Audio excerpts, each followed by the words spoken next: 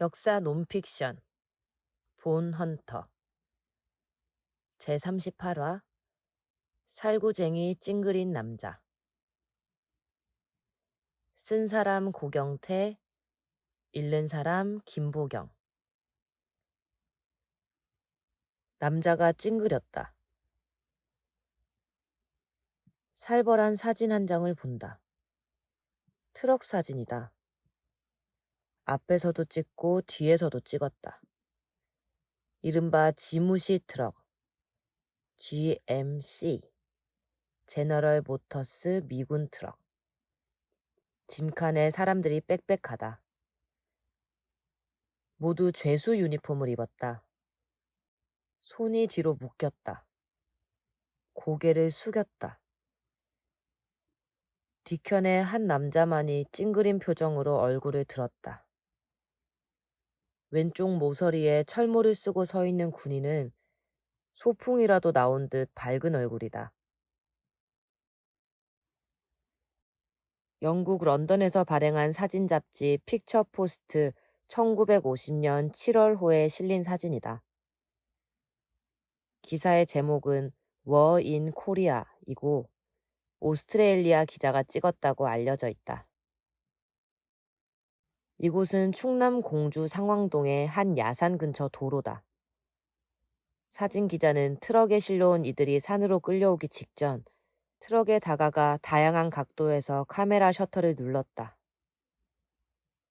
그는 죄수들을 실어온 군경이나 트럭 운전사에게 말을 걸어 어떤 상황인지 알아보았을까?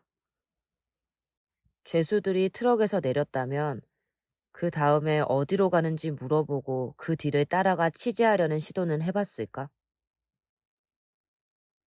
선주는 2009년에도 한국전쟁 전후 민간인 집단희생 유해발굴단 조사단장을 맡아 일했다. 3년째였고 정해진 기한의 마지막 해였다.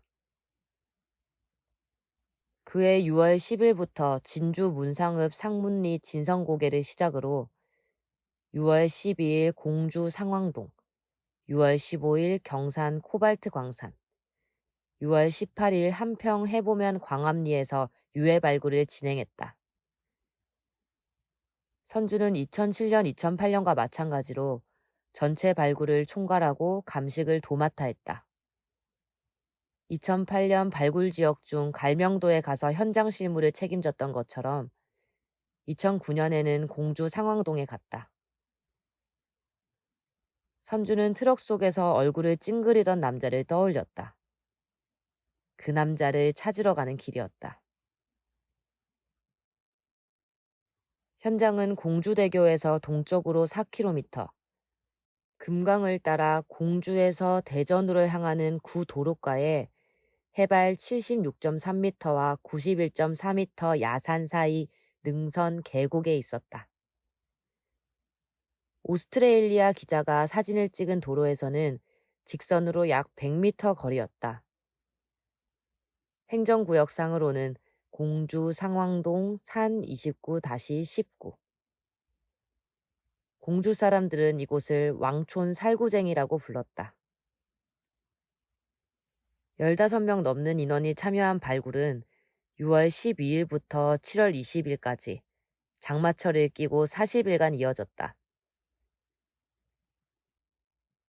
1950년 7월 공주 형무소에 있던 사람들이 이곳으로 끌려왔다.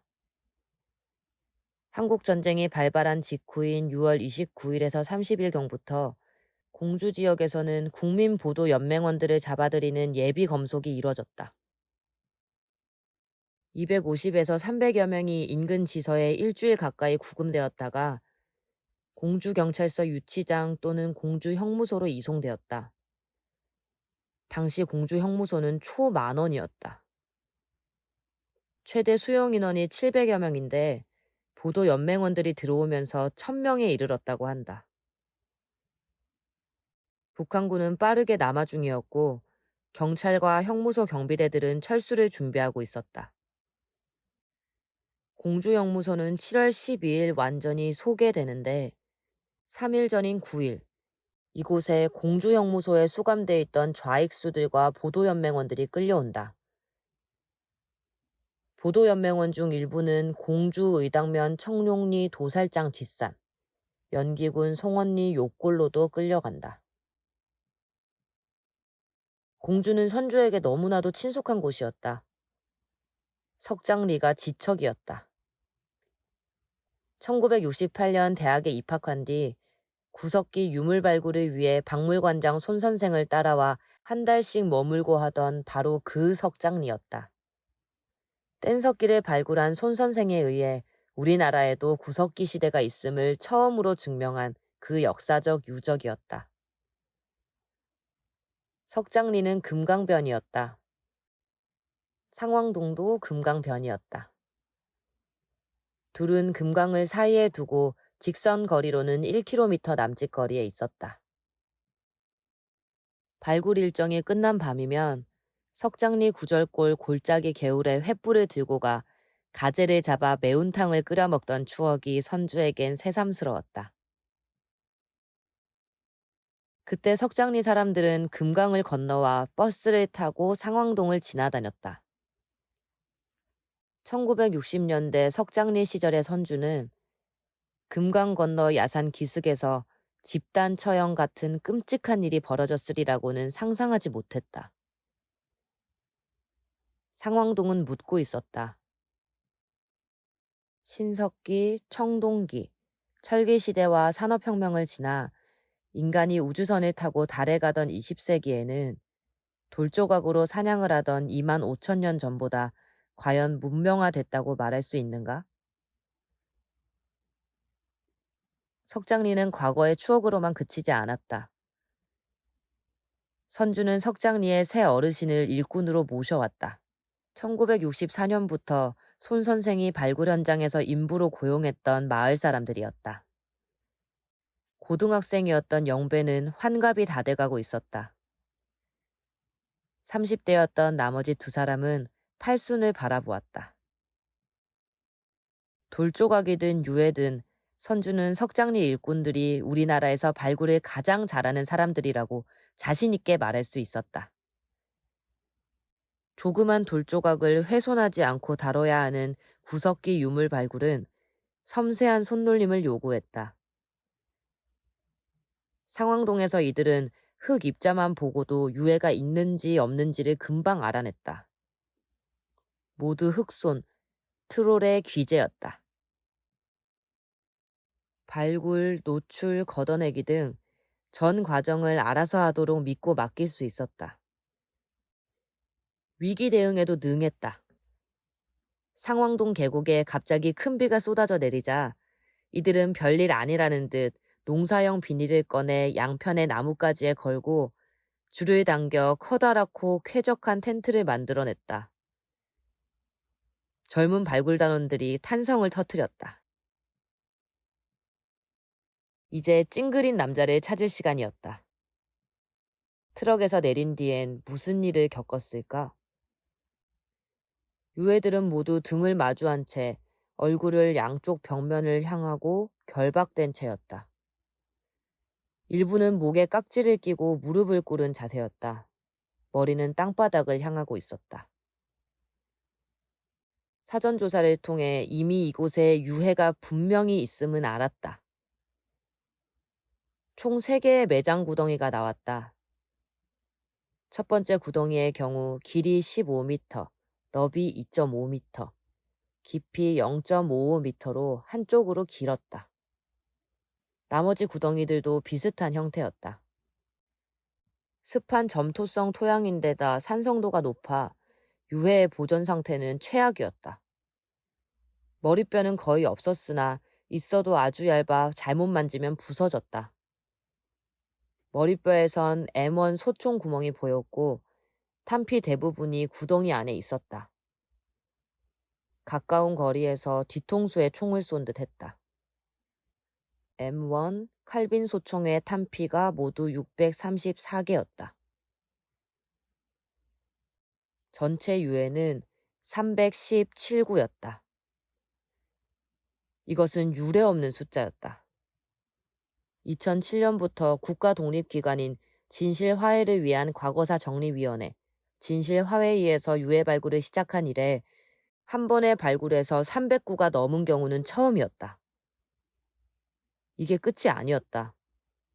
발굴 작업을 다 끝내고 둘레에 배수로를 파는데 거기서 또 머리뼈가 나왔다. 유해가 더 있었다.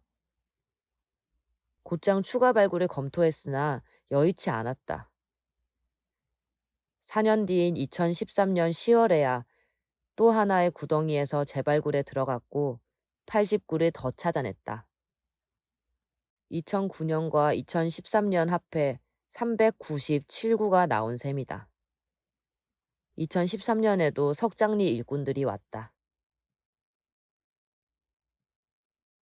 유해의 신분은 단추를 통해 추정할 수 있었다.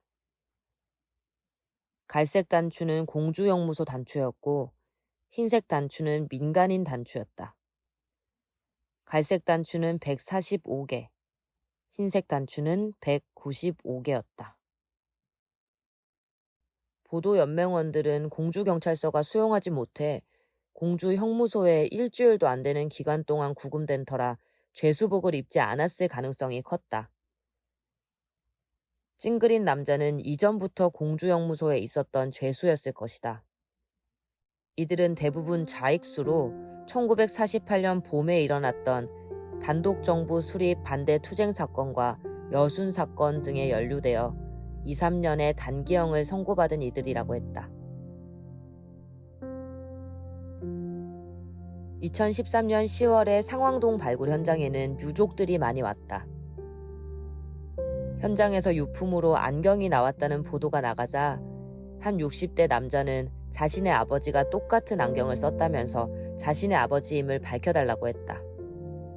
형이 육군 장교였는데 공주 형무소에 갔다가 석방된 뒤 행방불명 됐다면서 이곳에 있을 게 분명하다는 이도 있었다. 학원 원장을 지냈다는 노인은 아버지가 이곳에 끌려와 죽은 뒤 자신은 연좌제 때문에 교사가 될 수 없었다며 눈물을 흘렸다. 자기 남편을 꼭 찾아달라는 부탁과 함께 시원한 거 사드시라며 꼬깃꼬깃한 지폐를 선주의 주머니에 한 사코 넣어주려던 할머니도 있었다. 찡그린 남자에게도 가족과 함께 어떤 사연이 있을 터였다. 2008년 발굴을 마친 뒤의 어느 날, 선주는 다시 한번 사진을 쳐다보았다. 찡그린 표정의 남자 좌우와 위아래로 숫자를 하나씩 세보았다. 1, 2, 3, 4, 5, 6, 7, 8, 9, 10. 트럭에는 몇 명까지 탈 수 있을까? 35, 36. 그 이상으로는 숫자가 넘어가지 않았다. 무엇인가가 선주의 머리에 걸렸다.